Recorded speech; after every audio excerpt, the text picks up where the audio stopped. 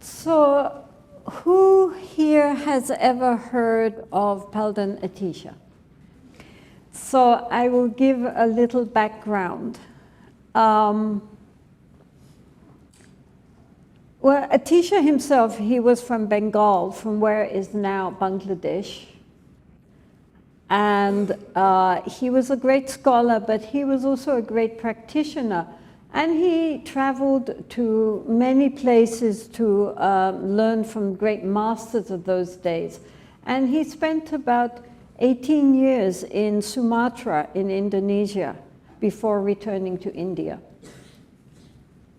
So in those days, by the 11th century, much of Buddhism was confined within the great monastic colleges, which had 10,000 students, 10,000 student monks, of which the most famous are Nalanda and Vikramashila, and Atisha was the abbot of Vikramashila. So, meantime, in Tibet, Buddhism had been introduced in the 8th century by a great Indian master named Padmasambhava. But by the 11th century, it had become a little degenerate, and there was a lot of misunderstanding about the meanings of the texts. So a great Dharma king in western Tibet named Yeshe-e, he was very concerned about the state of Buddhism at that time, and he wanted to invite an Indian authority to sort them out a bit. And so he invited Atisha. But Atisha said that he was too old, and so it's very difficult to climb over the Himalayas up into the high altitudes of Tibet. And he said, no, I'm sorry, I can't come, ask somebody else. So the king felt that really the one person who could really help would be Atisha. So he set off himself to invite Atisha personally. And he got to the Nepali border, and then he was captured by the king of Nepal and held for ransom. The king of Nepal said he wanted the king Yeshe-e's weight in gold. And so King Yeshe-e's son, Changchuk-e, went around trying to raise enough gold to ransom his father, but he only got as far as the weight of gold up to his head, but he didn't get this much gold. And so the king said, of Nepal said, if you don't get that much gold, we will cut off the king's head. But the king Yeshe-e said to his son, look, don't worry about me. I'm already very old. Take this gold that you have collected to Atisha and tell Atisha the story how I sacrificed my life to bring Atisha to Tibet. So then, of course, what could Atisha do? So Atisha went to Tibet in the 11th century. So Atisha then remained in Tibet, and his influence in Tibet really was incalculable, actually. He started a tradition called Kadampa, but that eventually of itself died out. But the teachings of the Kadampa school and the texts from the Kadampa school were incorporated into all the other lineages of Tibetan Buddhism. So nowadays, everyone in Tibet does in fact follow the teachings laid down by Atisha. So there are many very important teachings given by Atisha, with many commentaries by lamas of all the traditions.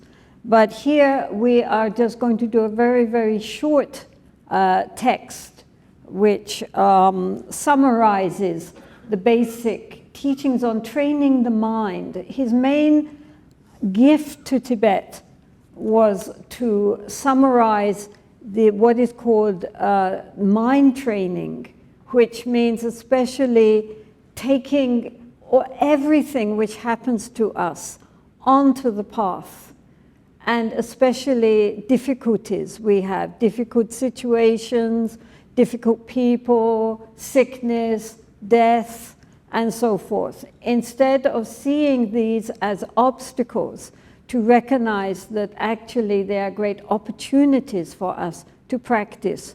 So his main emphasis was on taking everything which happens to us, both the joys and the sufferings, and using it as our spiritual practice.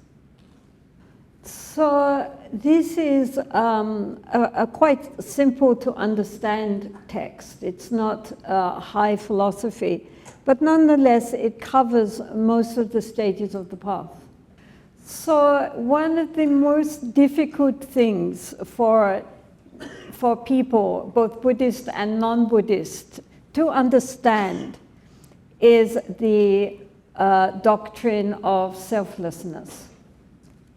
So the first line says, the supreme understanding is to realize the meaning of selflessness. So, of course, when people first hear about selflessness, then their immediate reaction is, but what do you mean? Of course I exist. You know, I'm me. How can you say there's no self? Or else they feel, oh, I don't exist. I'm nothing. I'm nobody. So, therefore, the Buddha taught the middle way between extremes. The extreme of total self-existence and the other extreme of non-existence. So practically, what the Buddha was saying is that we do not exist as we imagine we do. What we take normally to be ourselves, when it is investigated, that self that we imagine ourselves to be cannot be found. So on the first level that we identify as me is our memories, our identification with our gender, our nationality, our race, our social position, our work, our family, and so forth. We have a strong feeling that this makes me who I am, and something very different from all the others out there who are not me. Our first false identification is with this ephemeral sense of I, which is very much associated with the ego. The ego, of course, is the Latin word for I, just the ordinary everyday word for I. And it is a sense of me-ness which comes in all our thinking. I am this, I am that, I am so-called this is who I am. But if we investigate that, we see that this is always changing, it's always very ephemeral. We cannot find the I in itself. In Buddhist meditation, first we learn in shamatha to get the mind quietened down and the concentration very clear. Then we use that concentration, that ability to rest the mind on a single point in order to analyze the mind itself. Where does a thought come from? Where does a thought go to? Who is thinking? And then if we think, I am thinking, who am I? And layer after layer, like an onion, we peel off our sense of identification, looking for this I behind it all. It's very like a river. I mean, we go to look at the river today, and it looks just like the river yesterday, and probably much like the river tomorrow.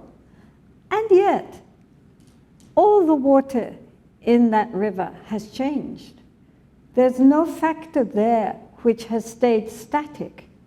Even the banks of the river are changing constantly. Everything is changing constantly. But we perceive it as being solid and static. That is our delusion.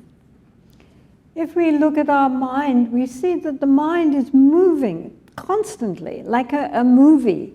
You know, it looks like it's all continuous, but actually it's made up of single frames which are moving very, very fast. So like that, when we look at the mind, moment to moment to moment to moment to moment, there is change. Where can the self be in that?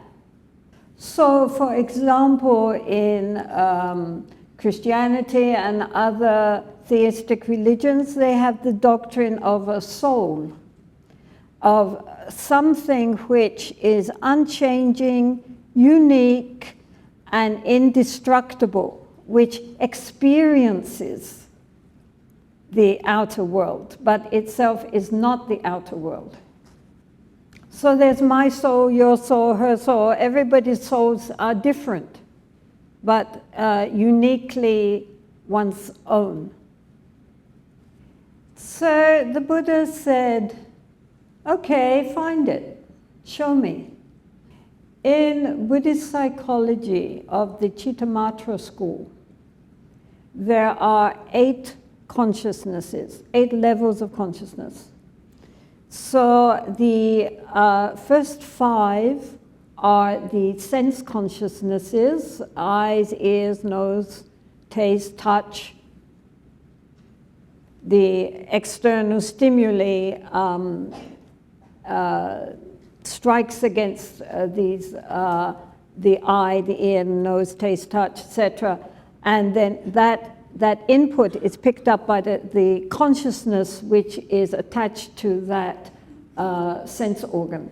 So the first are the 5 sense organs and their consciousness, and then the 6th is the mind consciousness, the mind door itself. That means our thinking mind. And this classification is common to all Buddhist schools. But the Chittamatra,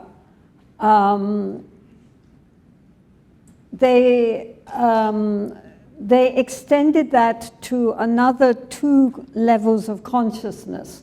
The 8th consciousness is called the alaya vijnana. This means the store consciousness, because it was considered, well, the 6th mental consciousness is moving moment to moment to moment. All our thoughts arise and cease constantly. So within that momentary consciousness, where is memory and where are the karmic seeds stored? And so the Chittamatra school posited an 8th consciousness, which is in Tibetan is considered to be the substratum consciousness, the all basis, like the bottom of an ocean, right? Or everything falls down and rests at the bottom of the ocean. So it's rather like that. It's this underlying, unconditional, basic consciousness. So we have the 6th consciousness, which is our ordinary conditional consciousness, which we normally are thinking mind. And then we have this fundamental consciousness underlying everything. It's still samsara. This is not nirvana, but it is nonetheless a vast storehouse of all our memories and all our karmic seeds, everything there. So you have the sixth consciousness, which is here, our ordinary conceptual thinking mind, and this vast alaya vijnana, this vast storehouse consciousness, and they kind of overlap. They overlap. And this bit in between is the seventh consciousness. This seventh consciousness is called in Sanskrit the Klishtamana Vijnana, which means the afflicted mental consciousness. And this is regarded as the seat of our erroneous conception of a self. It's the meeting place between this deep unconscious mind and our surface mind. And it gives rise to the duality of self and other. It is called an afflicted mental consciousness because it is afflicted by the delusion of a separate autonomous I. But in itself, it is karmically neutral because the ego can do very bad things, but the ego also can do very good things. So in itself, it is not good or bad, except that it is the container for the underlying delusion of a separate, immortal, unchanging agent who performs all the actions. So the meaning of the ego, all of these levels of consciousness are dualistic. That means there is a subject and there is an object. But the nature of the mind, our ultimate nature, which he will be dealing with later, is non-dualistic by its very definition. There is no ego there. So normally, when we do or say or think anything, we assume I am thinking, I am speaking, I am doing. And if it is a good action, I will receive the karmic results of that action. If it is a bad action, I will receive the karmic results of that action. So we go around and around and around on the wheel of samsara. So it's like these are all our karmic deeds, right? So they go around and one, then that pulls the other, which pulls the other, which pulls the other, which pulls the other. And because it's a circle, it's endless. The karma, the results, then our response to that results, which creates further karma, and so forth. It's endless. So why, when I pull one bead, do all the other beads follow? What is the reason for one bead being connected with all the other beads? Well, obviously, the answer is the thread. And that thread, karmically, is the ego. As long as we believe, I did this, this is my deed, we are trapped. Cut the thread, one bead maybe is pulled, the rest of the beads will not follow. This is how we are liberated from samsara, by cutting the thread of the ego. This point is so crucial to Buddhist thought that Atisha put it first. Of course, the realization of non-ego does not mean that we just cease to exist or we become unconscious. In fact, it is called awakening because we wake up from the dream, the sleep of our ignorance. So it's coming into life, not departing from life. I mean, when we meet great masters, they're not sitting there like completely spaced out, right? I mean, they're completely present, completely vital, more awake than we are. So this question of non-self is awakening up to our true nature. which is far beyond the duality of a little me versus other people. It's an open expansion, not a contraction. Okay, so we will go back to this again and again because he brings it up in various contexts throughout the text, because it is such an important contribution of Buddhist thought to world philosophy, to understand, to really penetrate the meaning of emptiness and no self. I mean, the words might sound very negative, but the meaning is totally positive. The supreme spiritual discipline is to tame one's own mind.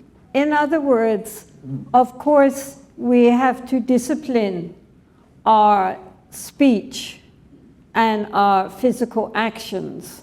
And in general, the Vinaya, the monastic discipline, is concerned with external behavior, that how monks and nuns especially should conduct themselves in order to maintain the faith of devotees. They have a certain expectation of external behavior. But of course, our speech and our actions are based on our mind. So therefore, the source of genuine, well-restrained and controlled behavior is a well-tamed mind. If the mind is tamed, then naturally our speech and actions will likewise be well-tamed. I mean, they will follow on from that. Otherwise, if outwardly we appear very disciplined, but inside our mind is wild, then there is not much great benefit from that. It's actually being someone hypocritical. You know, we outwardly look very nice, well-restrained, beautiful, but inside full of greed and anger and jealousy, then there is not much advantage to that. So the Buddha said, let the wise man tame his mind. A well-tamed mind brings happiness. So therefore, the first step in bringing genuine happiness into our lives is to learn how to tame our mind. It's like if we have a wild horse and we look at that horse and we think, wow, that horse has great potential. It's a beautiful horse, but it's wild. So if we want the horse to go right, it will go left. If we want it to run, it will stand still. If we want it to stand still, it will run. It will not do what we want it to do. Why? Because it is wild. So in order to train and make use of this horse, we first need to tame it. Once it is quietened down and amenable to being trained, we then can train it to do what it wants. Likewise with our mind. Our minds are wild, and we don't usually recognize that because wherever the mind wants to go, we go with it. You know, we just follow through the past and the future, worries, hopes, fears, fantasies, memories, anything the mind wants to do, we go with it. So we think our mind's okay. It's only when we try to tame the mind, get it quietened down and amenable to being trained, then we recognize what a really wild, uncontrolled mind we actually possess. So anybody who has tried to meditate will know this. You know, at first we think there's nothing wrong with our mind, and then we try to get the mind settled on one point or within the meditation method. And we discover very quickly that the mind has its own agenda. And it doesn't necessarily follow what we would like it to do. We want it to stay focused on its flame And so for maybe 30 seconds, it will stay on the flame. Then the mind decides the flame, I know the flame now, it's pretty boring. Now, what was I doing yesterday? What am I going to do tomorrow? And so forth. And the mind's gone off again. It doesn't settle where we want it to settle. We are not in control of our own mind. The mind is in control of us, and this is really a very, very dangerous situation. But with perseverance and with patience, the mind can be tamed. And a well-tamed mind brings already, just first stage is to tame the mind. But even just that can lead to a great sense of inner peace and joy and a sense of release, of ease, because now we are more the masters of our mind than the slaves of our mind. So now we are riding the horse instead of being dragged along by the horse. Recently we were having a discussion about whether or not Buddhism is a religion. And there were various views on this, but we all agreed that Buddhism can be defined as a science of the mind.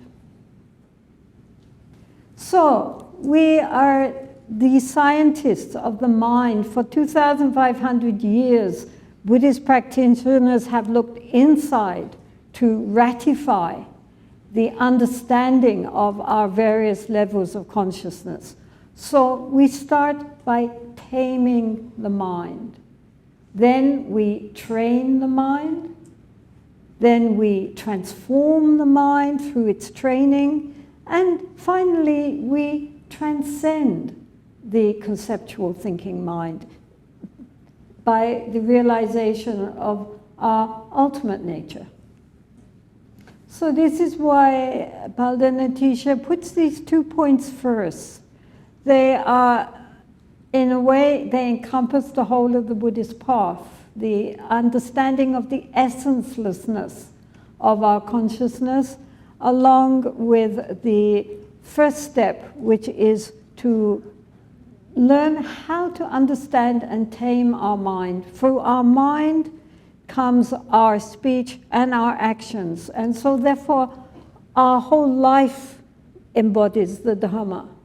And so these are very important points. And so therefore, he starts with these. And then the rest is a commentary on these first 2 lines. So we continue with the 3rd line. The great quality is altruism. So, of course, the Mahayana tradition is based on altruism. It means that our practice and our spiritual efforts are not directed merely at being of benefit for ourselves. I feel better if my mind is tamed. But in order to allow us to cultivate the wisdom and compassion needed to serve all other beings. So, for example, when I received ordination, the Bhikshuni ordination in Hong Kong, then first we received the Bhikshuni ordination, which is the Vinaya and the Hinayana level. And then next thing, we received the Bodhisattva vow, which then takes the whole practice into the Mahayana tradition. But it's very easy to just take a Bodhisattva vow. Yes, I vow to attain enlightenment for the sake of all beings. But what does it mean? I mean, everyone probably in China and in Korea, Vietnam, and so forth, they receive the Bodhisattva vow because it's what you do. But, I mean, we have to think, what does this mean?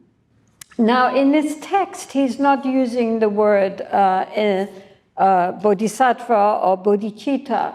He's using the word, in Tibetan it's pensem, which means the attitude of benefiting others. Pensem chewa, great pensem.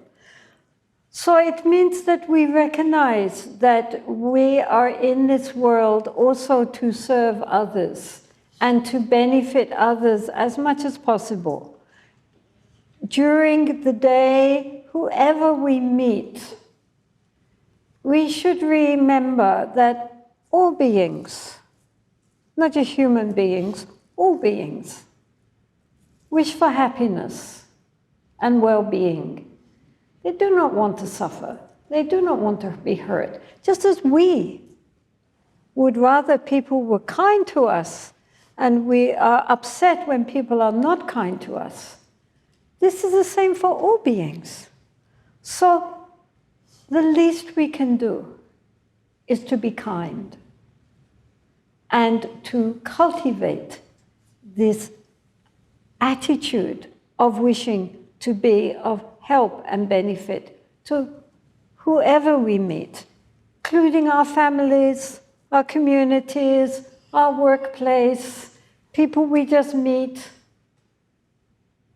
Everybody appreciates kindness. And even if they don't appreciate it, it doesn't hurt. We can be kind. We can cultivate a good heart. Even if we are not great wise scholars or great meditators, never mind. We can have a good heart, which wishes for the benefit of others. So our ultimate aim is, of course, to attain enlightenment in order to be of benefit to all beings. But in the meantime, however many lifetimes it may take, we can remember that our practice is to benefit not only ourselves, but very much to benefit others also. That we are not here just for ourselves. That our spiritual practice should not become a selfish aim, a way of inflating our ego. Our spiritual practice should be a way of shrinking our ego, our self-concern, our self-clinging mind, and opening up the heart to embrace all other beings. This is very important. I mean, we may not always be very wise, maybe sometimes we may not be so ethical, but we can all really strive to be kind. So the fourth of these lines is the supreme oral instruction is to observe the mind at all times. Now this is the supreme oral instruction from the time of the Buddha and all through the ages, all the great masters in the Tibetan tradition, in the Korean tradition, in Theravadan tradition, any tradition. The mind, our mind is the most supreme tool which we have. Normally, it just runs along without us even knowing what we're thinking or what we're doing. So first meaning is that we should become more aware of our thoughts and feelings as they occur. For example, if someone does or says something which we do not like, then anger arises in our mind. And if we are not aware of that, then next thing we know, we are speaking angry words or performing angry actions and creating a lot of trouble. But if when the anger arises, we are observing the mind, then as anger arises, we can look into the nature of that anger, and of itself, it will dissolve. And in that way, it will transform from being a negative state of mind into being a positive state of mind. But if we are not observing the mind, then we are carried away by our thoughts and feelings, and those then often issue into very unskillful speech and unskillful actions. So the crux, the beginning is the state of mind. The Buddha said that actions mean intention. First there is a mental intention, then that issues forth into more thoughts, more speech, more actions. But it starts with a thought. So we have to catch that thought. If we catch it at the beginning, there's no problem.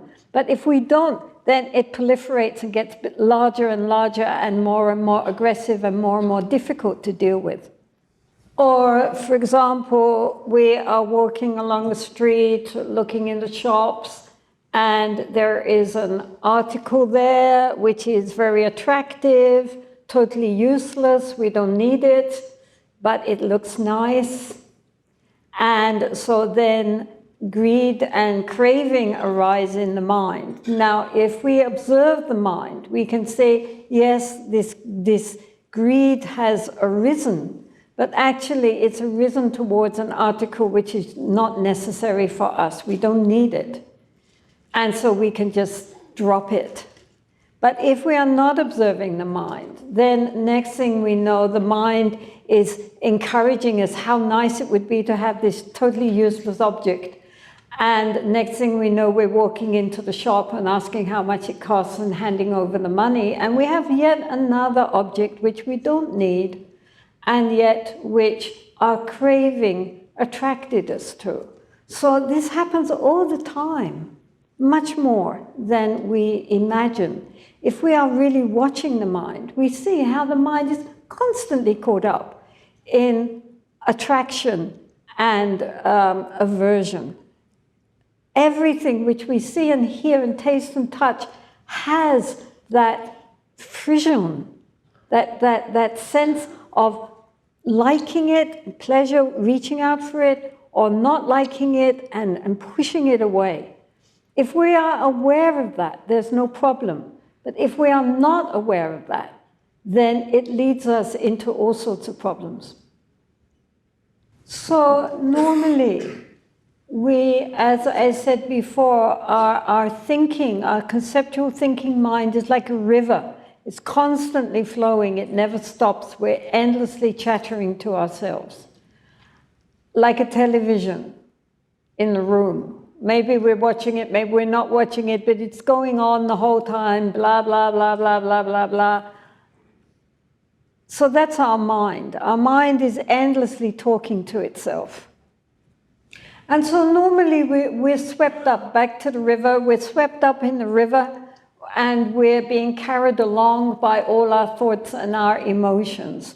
So what we are being asked to do is to step out from the river and stand on the bank and watch the river go by without plunging in the river and being swept along.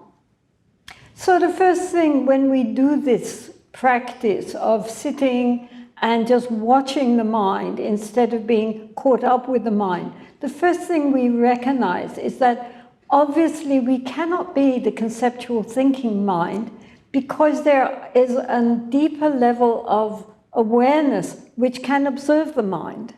So if we can observe the mind, obviously we are not the mind. So here we are trying not to be swept along by the mind, but to just observe the mind. During daily practice, I mean formal practice, then one allows whatever is happening in our mental stream to just happen. We're not discriminating good thought, bad thought, stupid thought, wise thought. They're just thoughts. They're just bubbles. They have no inherent nature of their own. Informal, when we sit formally to just observe the mind. But apart from our formal sitting practice, where we sit and observe the mind, also during the day, he says at all times, During the day, we should, as much as possible, endeavor to observe the thoughts.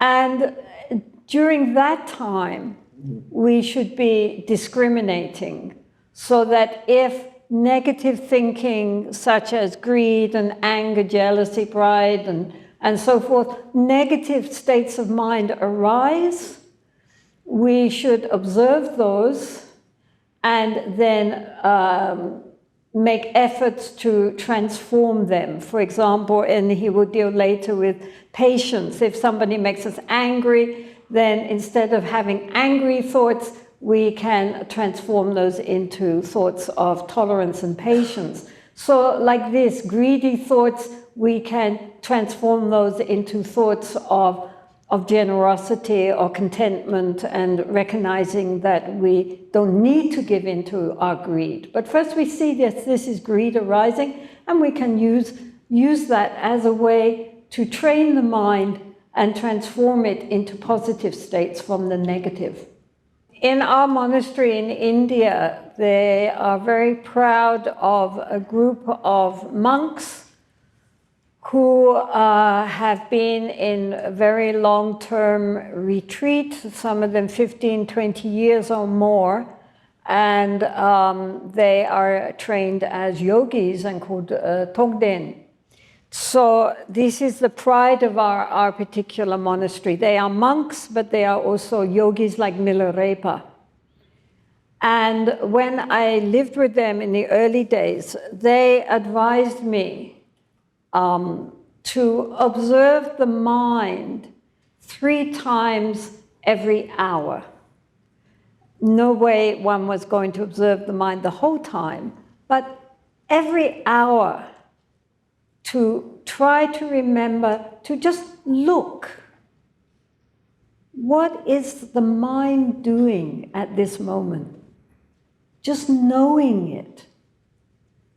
Because if we do that regularly, gradually, the mind gets the habit of observing, and that helps to counteract our habit of being mindless, of not being aware of what we are thinking. We cultivate slowly the habit of being aware. What is going on in our mind?